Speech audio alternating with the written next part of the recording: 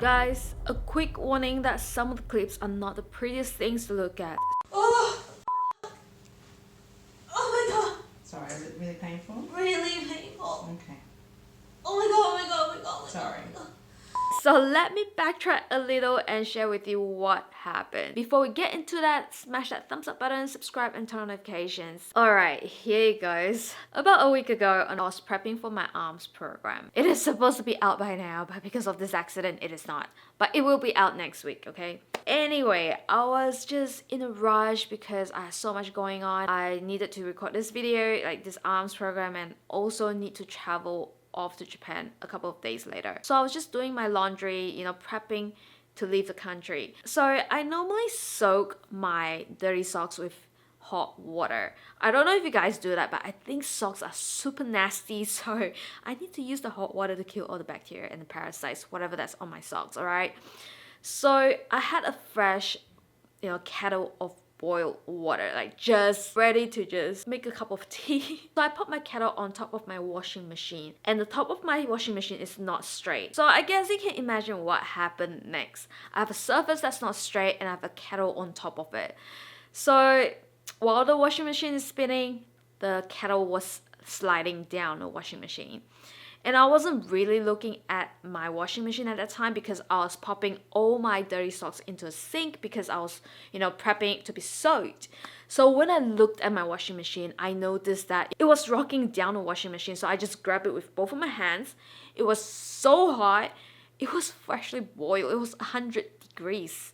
So I grabbed it and I couldn't hold it and I dropped it on my thigh. And luckily just on one side of my thigh, alright? So when the hot water splashed all over my right thigh, I freaked out. I did not feel the pain yet. Like it took about 20 seconds, 30 seconds to feel the burning sensation coming in. And so immediately I took off my tights. I was wearing compression leggings. So it was soaking in all the hot water. If it was just a pair of loose pants, it would not be so bad, but it was compression leggings. It was trapping all the heat. And so I immediately took off my pants, my leggings. My skin ripped off. Like it came off with my leggings. And I was just in shock at that point. I was not disgusted. I was just in so much pain looking at my skin ripping off. It was melting. It was just insanely painful to look at because I know that's gonna hurt. It did not hurt too bad at that point, but it hurt so bad later on. And at this point, I was screaming in horror. I was terrified, but my first instinct was to put aloe vera gel on it. So I ran to the next room and just spread a thick layer of aloe vera gel on it because I didn't know what to do. And then Adrian came and brought me to my bathtub and ran cold water on it for 20 minutes. And God, it burned so bad at that point. Like it was so painful. But my first worry was not about the pain at that point. I was like, oh my god, I need to record a video tomorrow. I knew for a fact that I couldn't record a video at that point because my legs were burning so badly.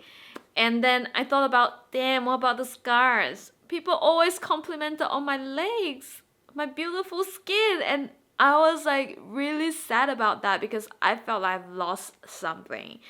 And then I thought about the pain. I mean, the pain was the last thing I thought about. It was painful, but the thing is, you get over it. So I was just in a mess. So anyway, Adrian got me patched up and went to sleep. And I had to take painkillers because it was really, really painful, guys. Painful, okay? It was a 2nd-degree burn. So yeah, I woke up crying. I couldn't stop crying for the first, when I first woke up because I was absolutely traumatized, to be honest. And then we booked an appointment to see a doctor. And guess what? The doctor did not make anything better. I mean, she prescribed me a silver cream, which is great because that's the cream that's really great for burns. So if you guys ever get burned, and I really don't want you guys to ever get burned, it is not a great feeling, but if you do, ask for silver cream because it is antiseptic and also really hydrating, which is absolutely great for burns. So my doctor did not really know what to do. She was like, I think you should do this. I think you should do that.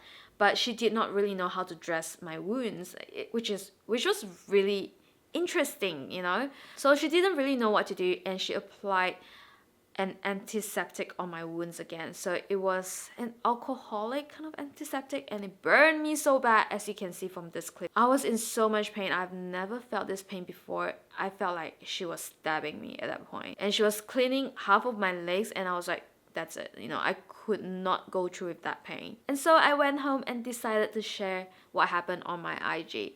And I got tons of messages that they were like really nice messages wishing me well. And there are tons of people that suffered from the same thing and never recovered from it. They told me that they were scarred from burns. So that made me feel so sad because I felt like I was never gonna recover, and I could see the indentation in my flesh, like my skin, like a few layers of my skin were gone. I could see an indentation on my leg, on my thighs. I was like, oh my god. I was traumatized, man. I was like, there's no way that I could recover from that. Anyway, that's the classic story of how social media can be a great thing and also be a bad thing when you're not in the right emotional state. But overall, everyone has been super nice and super caring, so thank you guys for that. So later on, I went to another clinic to see a nurse because my previous doctor clearly had no idea what to do. I went to the nurse, and the nurse told me how to, you know, patch it up. So what I have to do is to apply the silver cream, a special gauze, and then a wound pad, and then the bandage around it. So I do that every day for the next 9 days pretty much. So all those bandages and, you know, cleaning kits cost me more than 200 bucks. I think it cost me around 300 bucks by now, but whatever. I gotta take care of my legs. So now that's one crisis I had to go through last week. And later on, there was another crisis when I landed in Tokyo. So I had to board a flight to Tokyo because it was such an important event I had to go to.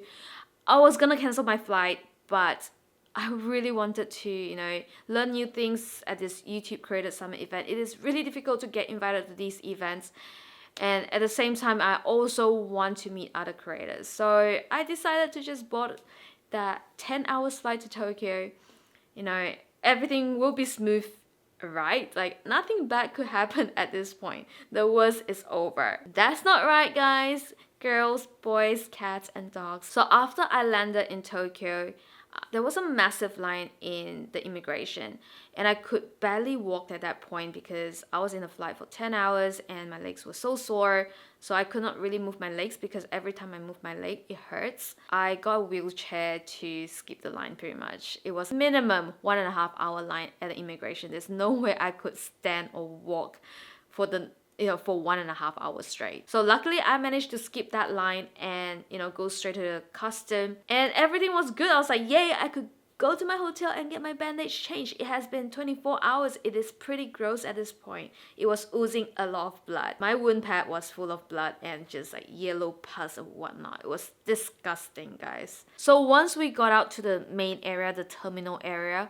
we couldn't even move. There were like thousands of people, tens and thousands of people in the terminal. Everyone was stuck because there was a typhoon in Japan on that day.